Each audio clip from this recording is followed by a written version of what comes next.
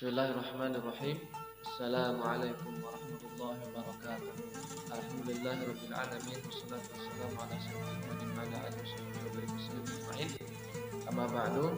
Saya Azhar Muhammad Syah, prodi PAIB semester 2 akan memaparkan tentang passive voice of simple present perfect tense. Adapun definisi passive voice itu sendiri adalah kalimat pasif, yaitu suatu kalimat yang dimana subjek tidak melakukan aksi, melainkan yang dikenai aksi. Tidak seperti halnya active voice yang fokus terhadap pihak yang melakukan aksi. Bentuk ini berfokus kepada pihak atau objek yang menerima hasil dari suatu aksi tersebut.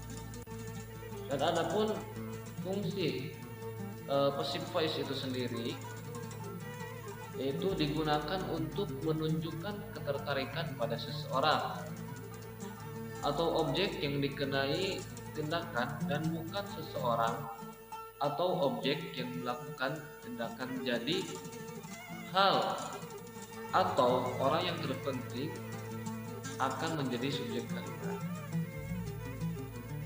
Kemudian adapun rumus daripada passive voice of present perfect tense. Untuk active voice-nya yaitu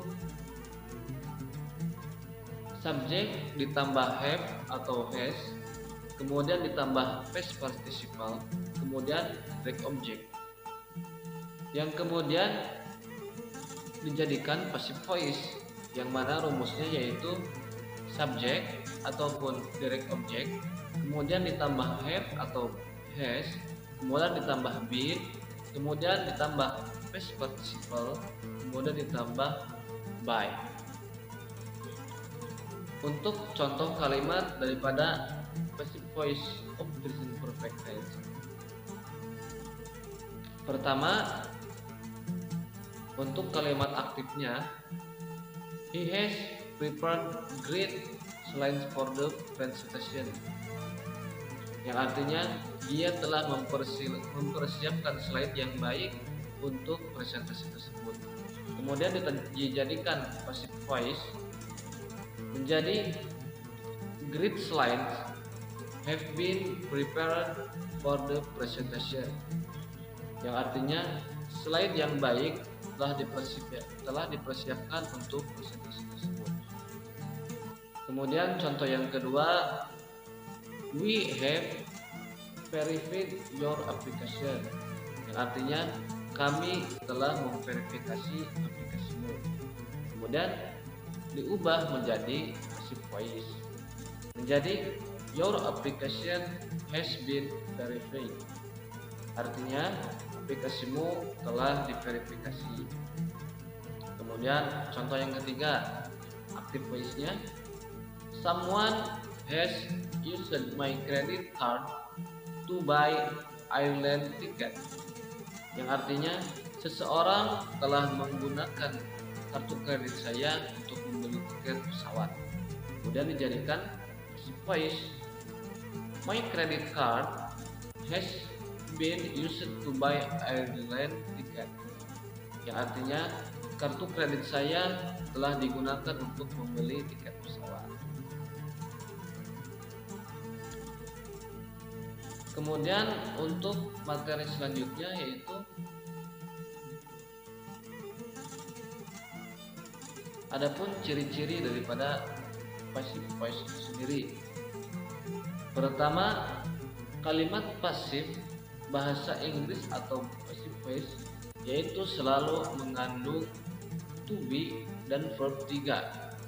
Kemudian yang ciri yang kedua, bisa ditemukan kata by atau oleh yang berfungsi untuk menjelaskan pelaku atau subjek.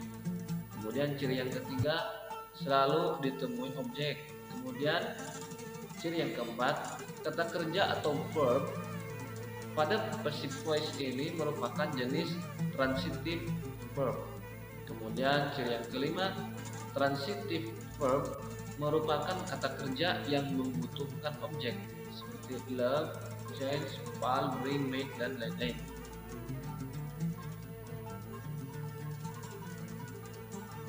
Kemudian untuk penggunaan daripada passive voice itu sendiri, jika kalian bertanya kapan waktu yang tepat untuk menggunakan passive voice, passive voice digunakan untuk apa sebenarnya, kemudian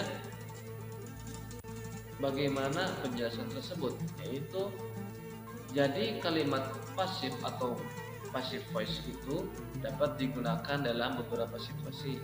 Pertama, ketika pelaku atau subjek tidak diketahui. Kemudian, ketika fokus utamanya merupakan aksi bukan pelaku. Jadi kesimpulannya, passive voice adalah suatu kalimat yang dimana subjek tidak melakukan aksi, melainkan dikenai aksi. Tidak seperti active voice yang fokus terhadap pihak yang melakukan aksi. Bentuk ini berfokus kepada pihak atau objek yang menerima hasil daripada suatu aksi tersebut.